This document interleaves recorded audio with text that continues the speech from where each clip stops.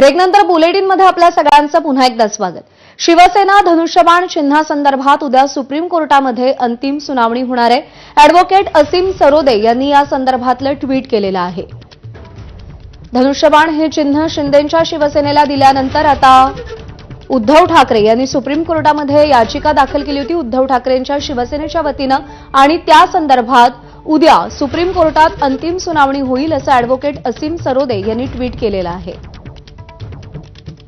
निवडणूक आयोगानं चिन्ह आणि पक्षाचं नाव हे शिंदेंच्या शिवसेनेला दिलं आणि त्यानंतर ही न्यायालयीन लढाई अजूनही सुरू आहे। तर असीम सरोदे यांचं ट्विट आपण पाहूया।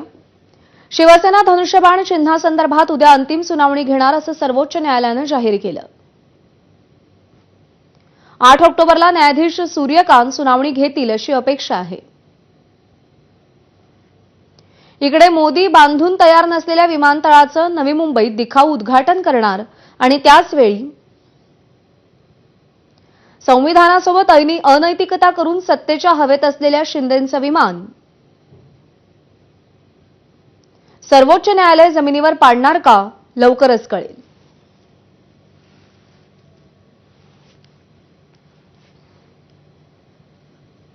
मुंबई महानगरपालिका निवडणुका डोळ्यासमोर ठेवून